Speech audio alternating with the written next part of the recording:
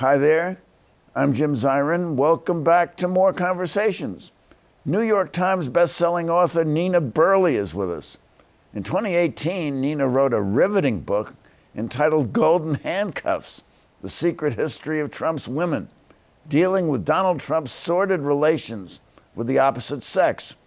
Since then, courts and juries have found that Trump inspired an insurrection, defamed a journalist whom he sexually abused in a department store dressing room, engaged in a scheme to defraud, for which he was fined $500 million, mishandled classified documents, and was guilty of 34 felony offenses involving a hush money payment to a porn star. Nevertheless, Trump's MAGA base strangely has stayed with him, and he has received the endorsement of leading Republicans as his fundraising has surged. Nina recently inaugurated a weekly newsletter called American Freakshow to follow Trump and keep an eye on MAGA extremism and its absurdity. We are pleased to welcome Nina Burleigh to the program. Thank you. Glad to be here, Jim. Well, delighted to see you again. Now, you've written roughly 10 books? 7. 7 well, books. 8 or 9 if you count the anthologies. Okay, so why a blog? And I have a novel coming out. And a novel coming out. What's the novel called? Zero Visibility Possible. Zero Visibility Possible. Well, I look forward to that.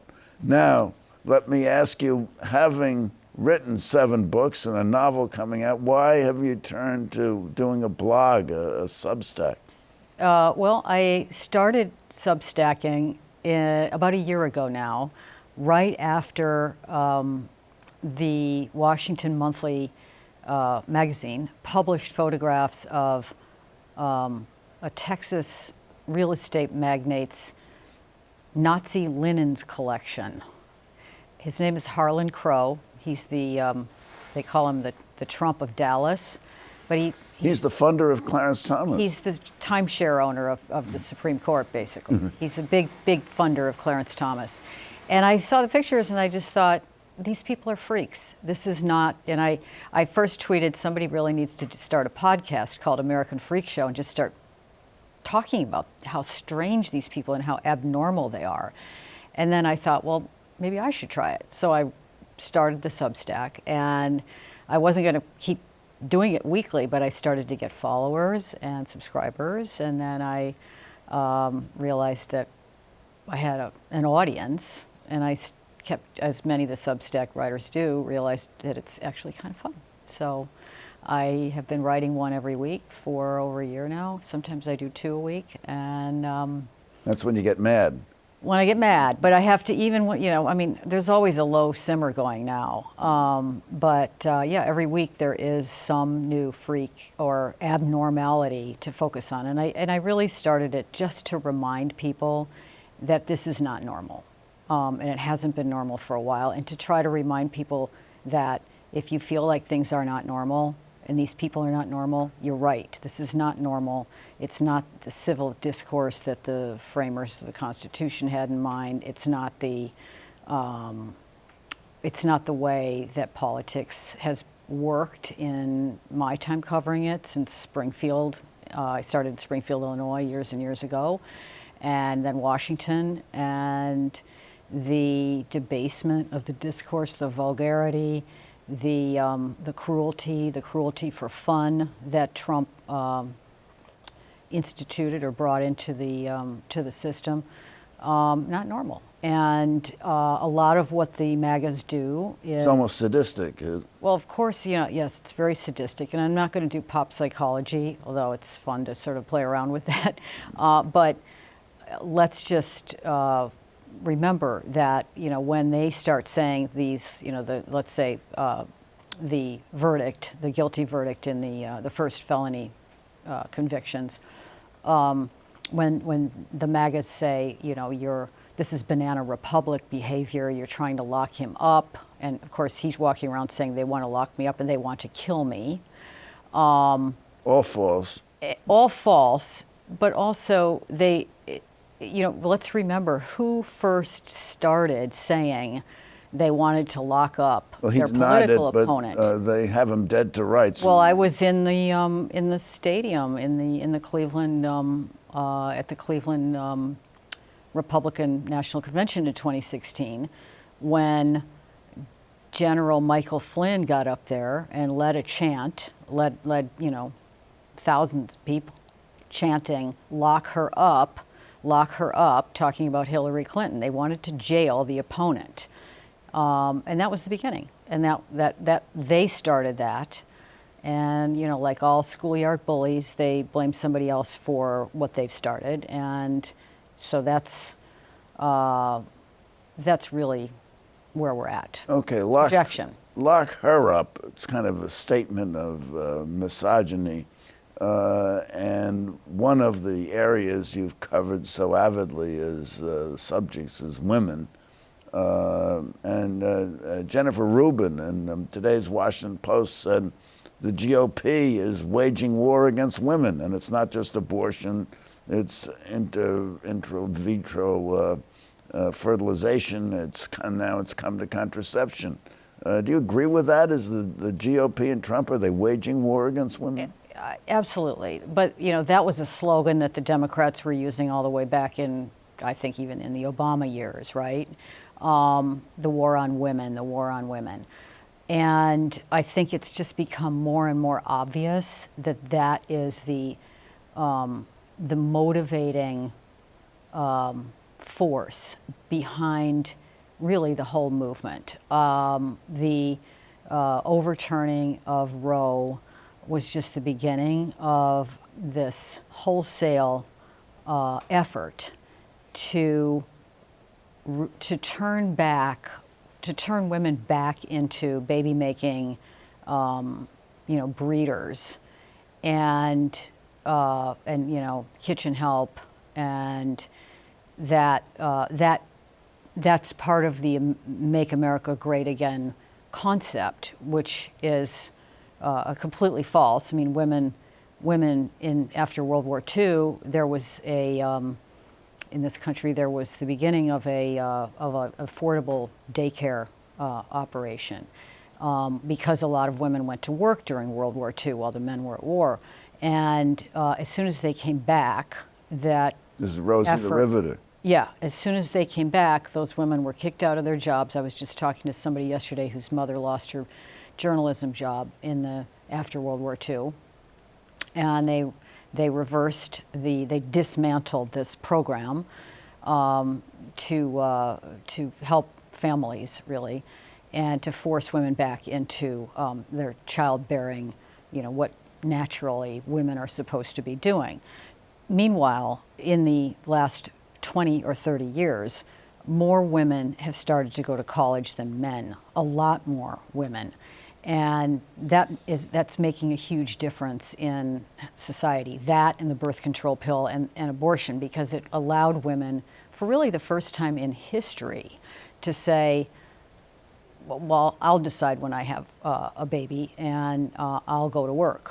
And that is a gigantic shift in the power relations between men and women. And some men, we now understand from Trump's rise, significant minority, I think, but still significant number, are just reeling from that. And that explains the rise of Trump. It explains the rise of people like Andrew Tate, these horrific, like hyper-masculine organizations like the Proud Boys, openly fascist, but celebrating this kind of ultra-masculinity that is really a reaction to the many gains that women made in terms of being in the public square, being educated, and still, in fact, women do not control very much. I mean, there are a lot more educated women, college-educated women, but the number of women who are running, let's say, corporations, minuscule. Silicon Valley, the digital revolution, completely iced out women. All of the money, all of the big money is controlled by men out there. Silicon Valley. Well, you do have of the Fortune 500 companies, 52 have female CEOs. So there's been improvements since 2016. There's been movement, and those types of movements moving the needle even that much, I think just provoked this reaction. And that's what Trump's... Nina, in 2020, 40 some odd percent of white women voted for Trump. And if women want to assert their power, one way to do it is through the vote. How do you account for that?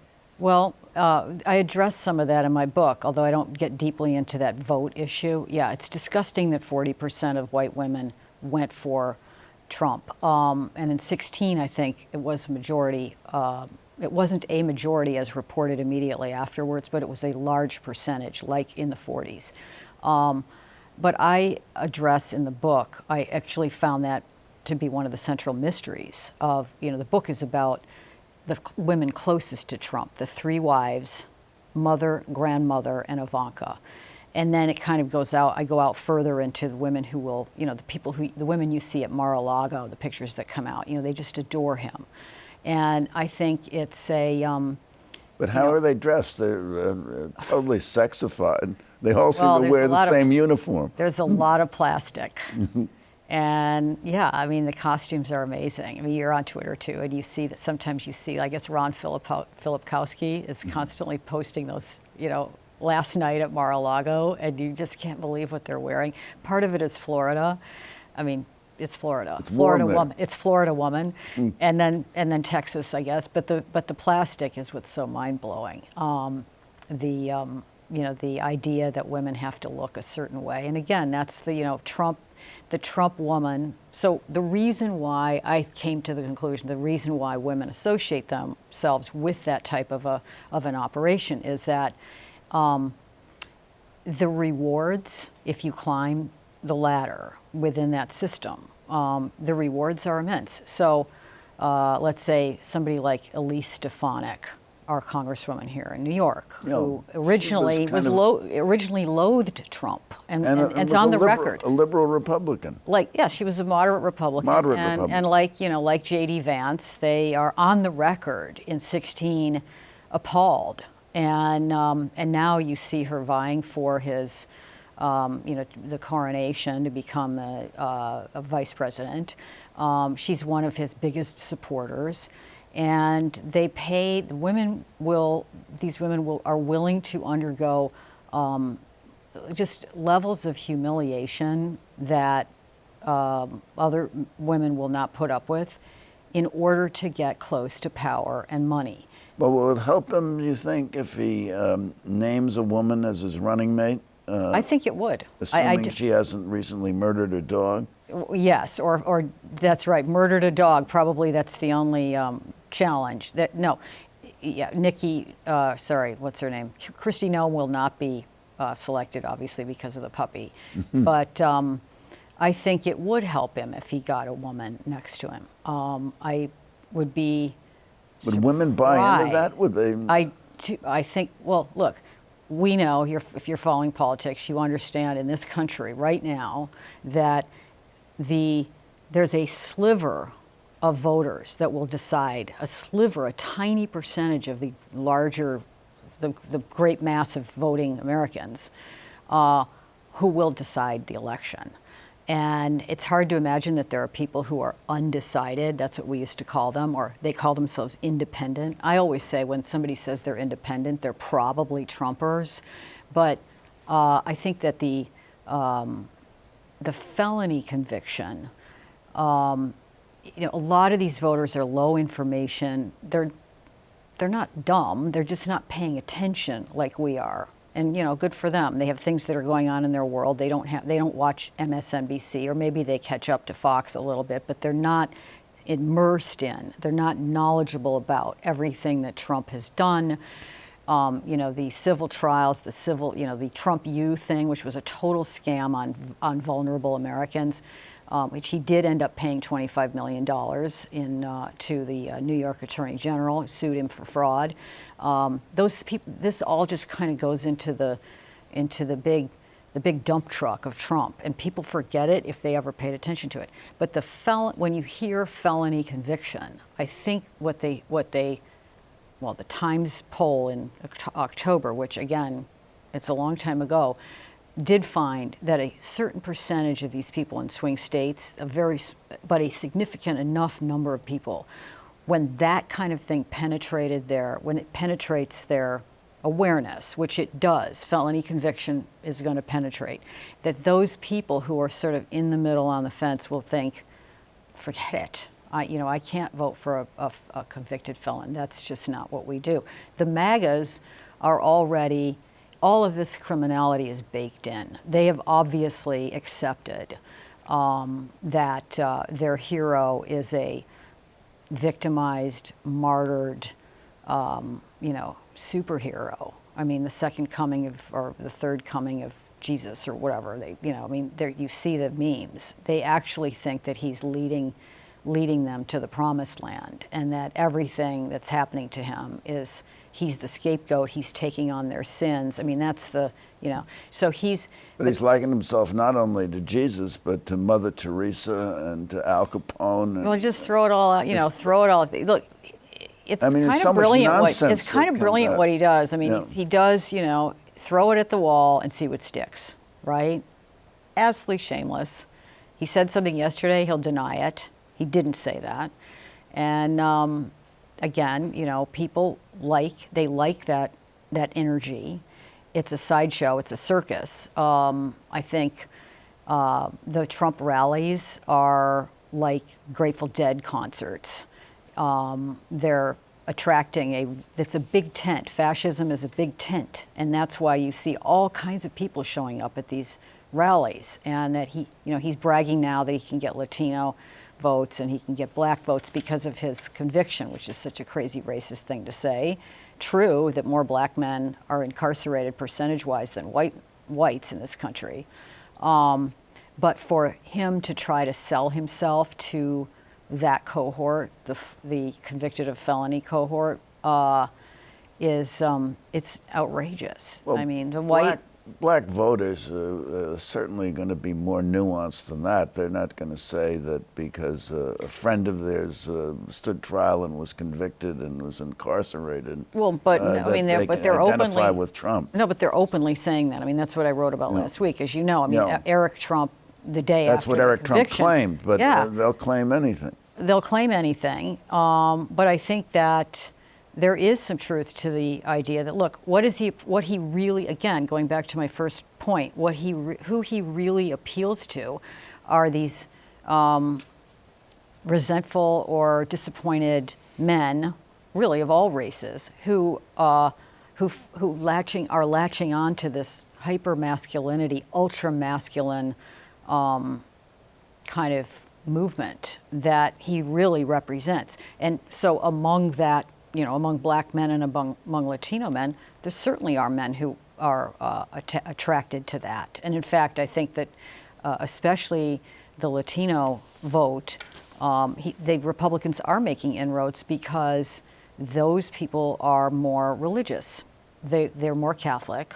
I mean, the super in my building in 2020, uptown New York, middle class guy. I'm voting for Trump. Why?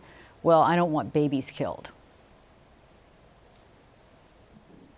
That's the answer. That was the answer.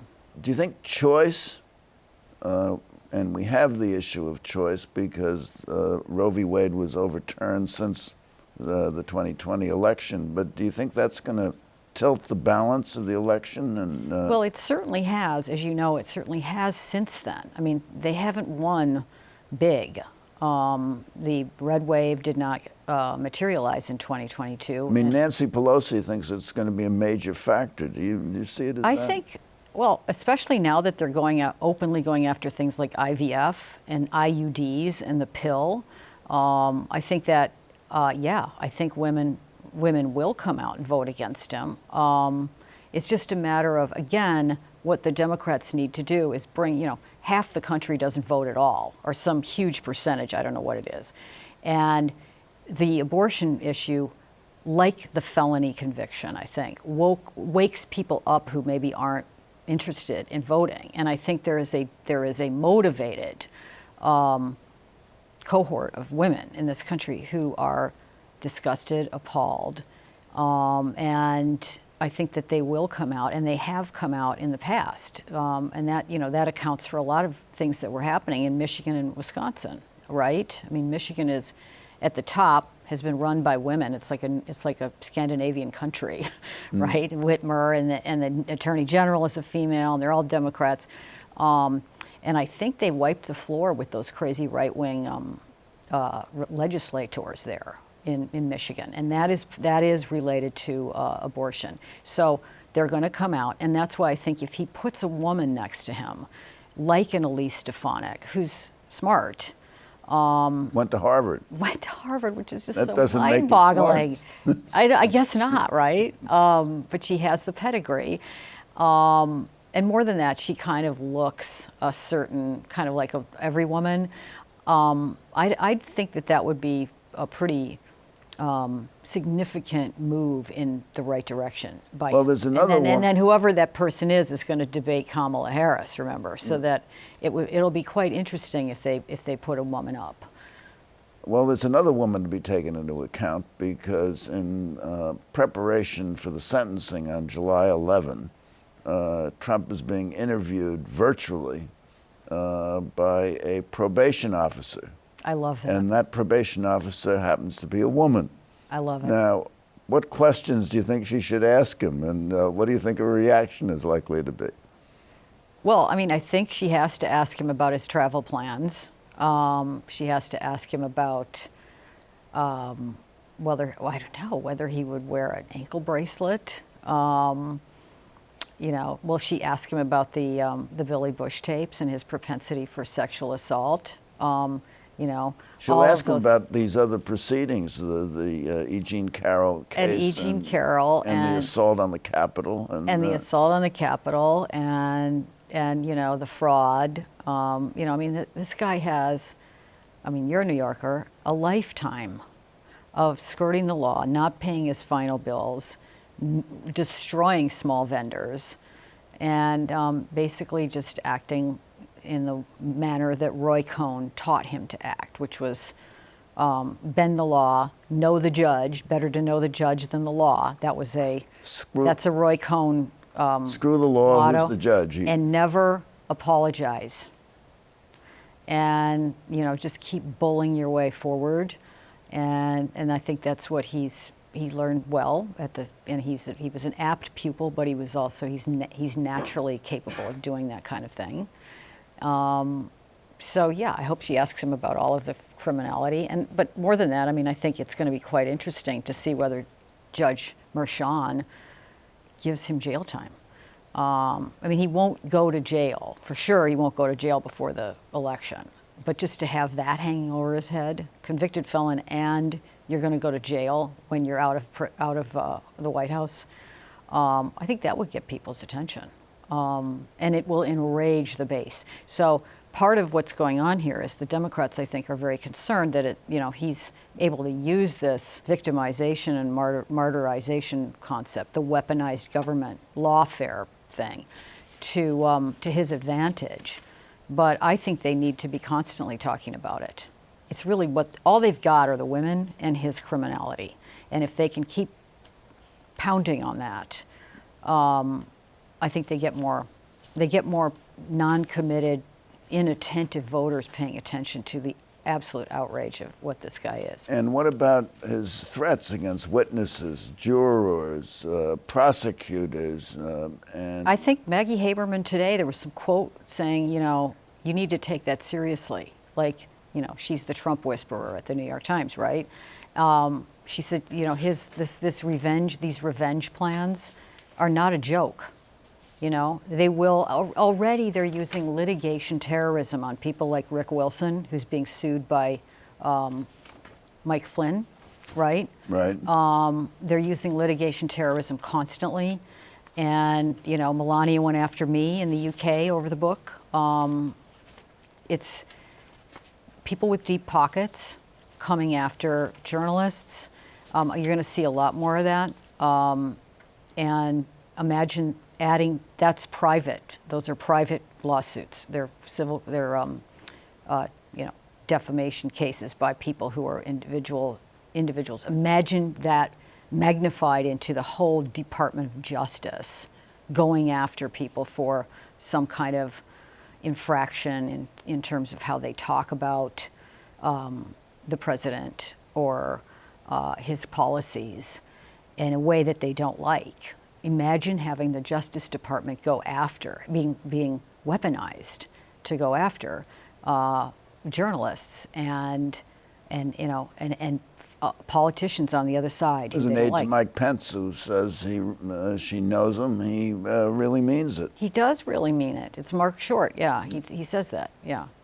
So I have a question for you, Nina Burleigh, because we've unfortunately run out of time. This has been just marvelous. But my question is, will the conviction of Donald Trump, in your view, block his path to the White House? I think it potentially does, yeah. You think it does? I do. Okay. So, Nina Burleigh, thank you so much for coming by. Wonderful to see you again. Always good to see you. And thank you for coming by. Tune in next week for more conversations. I'm Jim Zirin. Meanwhile, be well, take care, and all the best.